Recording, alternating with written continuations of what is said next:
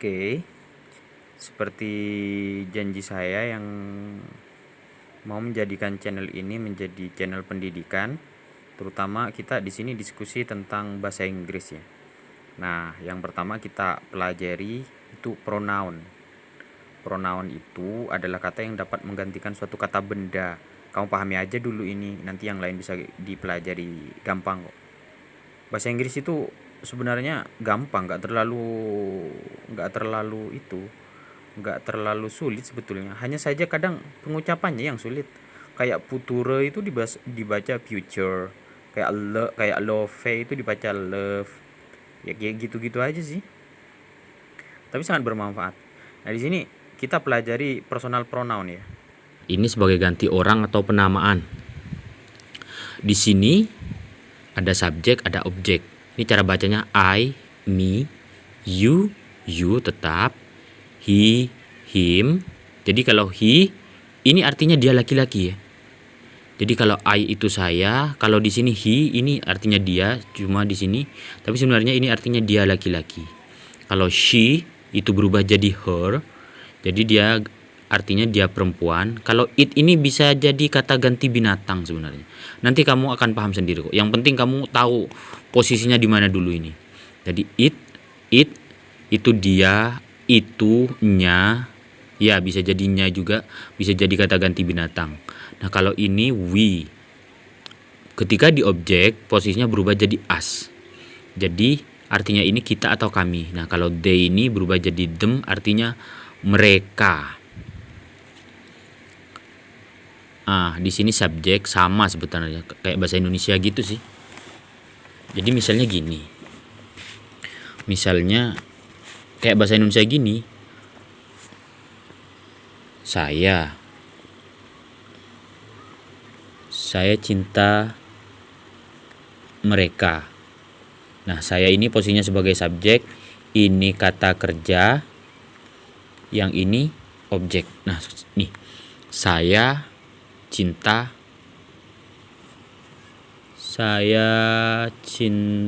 mereka. Nah, saya cinta mereka. Jadi, saya berposisi sebagai subjek, ini kata kerja. Saya posisi sebagai subjek, ini kata kerja. Nah, yang ini mereka ini posisinya sebagai objek.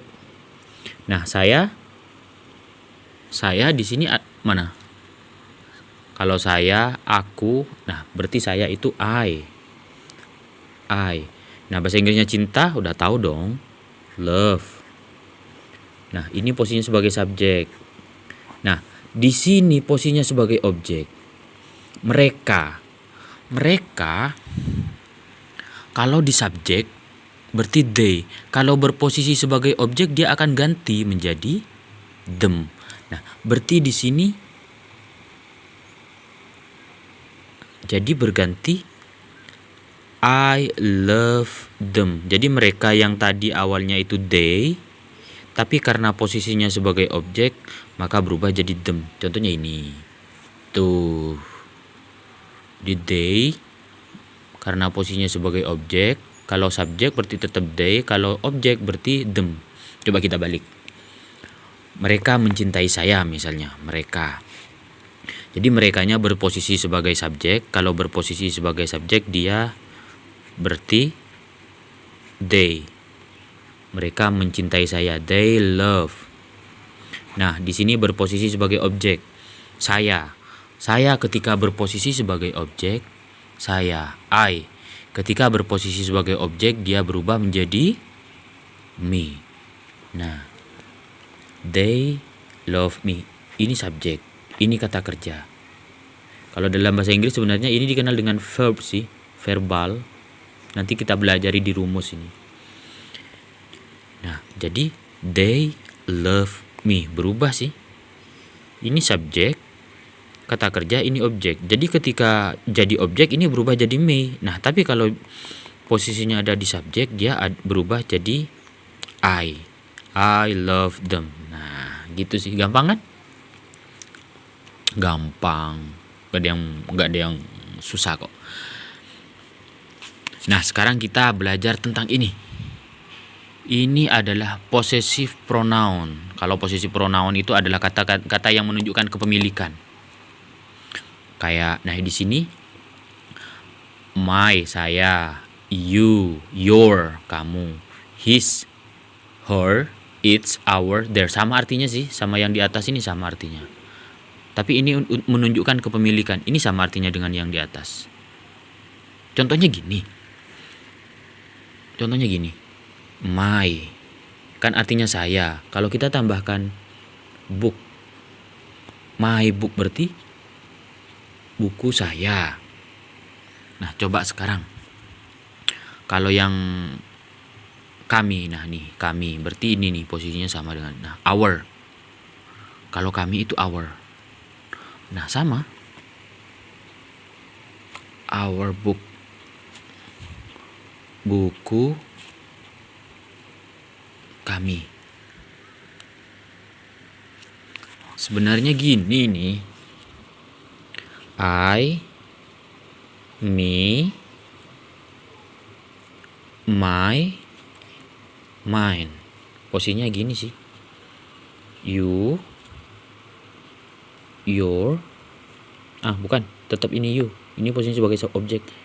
Ini your, yours. We, us, our, ours. Terus she, her. Ini tetap her, cuma di sini ditambah s sih. Hers. Jadi kayak gini nih. Ini bisanya dinyanyikan ini. I, me, you, we, us, they, them, she, her, him, it, gitu. Kalau dulu pas saya masih kursus. Jadi di sini kalau posisinya sebagai subjek, kalau posisinya sebagai objek, kalau posisinya sebagai apa artinya ini? Dependent. Kalau bahasa Indonesianya, kalau independen itu nggak tergantung. Kalau dependent itu berarti kata bendanya itu harus diikutkan. Contohnya kayak gini nih. Ini bendanya nih.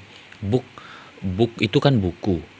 Berarti kata bendanya harus diikutkan. My book, buku saya. Jadi kalau mau diikutkan my water, air saya. My water. Contohnya, I love my water. I love my water. Berarti itu artinya saya mencintai air saya. Nah, jadi kata bendanya kalau mau diikutkan kita pakai dependent atau kita pakai my. Aduh, bahasanya terlalu rumit ya. Pakai yang gampang-gampang aja. Kita pakai my. I love my water. Nah, kalau mau pakai ini bisa. Tapi kata bendanya itu kita tinggal kayak gimana ya? Misalnya saya pegang pen gini. I love my pen. Tapi kalau kita tunjukkan seseorang tanpa kita sebutkan pennya saja mereka sudah tahu kan? Saya mencintai pulpen saya. Kan kita sudah tunjukkan gitu. Nah, kita bisa pakai mean.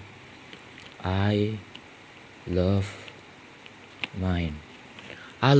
Kita tunjukkan ke orang. I love mine. Ini sama artinya dengan saya mencintai pulpen saya gitu. I love my pen. I love my pen. Saya mencintai pulpen saya. Atau kamu bisa juga I love mine. Saya mencintai pulpen saya. Saya mencintai punya saya, itu artinya. I love my pen. Saya mencintai pulpen saya. I love mine. Saya mencintai punya saya. Gitu sih maknanya. Ini dulu ya, biar kalian gak bingung. Ulang-ulang aja dulu videonya ini buat teman-teman yang SMA. Biasanya kalau SMA kalian langsung belajar tentang LKS sih. Jadi mungkin tentang gramatikal itu jarang atau sedikit gitu. Jadi kalian langsung diajari tentang kayak reading gitu, kayak membaca langsung gitu. Seakan-akan mereka udah pandai bahasa Inggris gitu kan.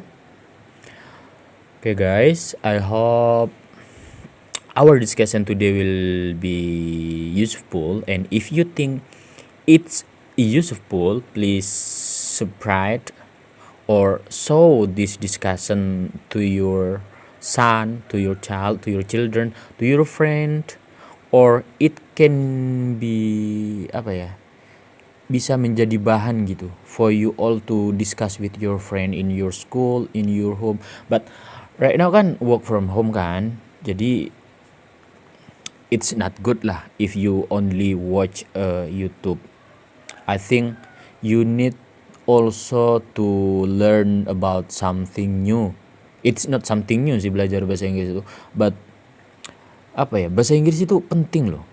If you go abroad, if you go to somewhere, for example nggak usah jauh-jauh lah, you go to the airport, kalian pergi ke airport gitu, bandara gitu, you will find there are many things, there are many word by using English there, such as exit lah, delay atau apa dan sebagainya, semuanya itu pakai bahasa Inggris. Okay guys, thank you for your watching. Don't forget to subscribe, like, and share. If you have any question, please comment. Jadi kalau misalnya ada sesuatu yang salah atau apa ya, berupa teguran, kalian komen ya. Saya pengennya sih yang gampang gitu, yang langsung masuk ke kalian. Well guys, thank you for your attention. Assalamualaikum warahmatullahi wabarakatuh.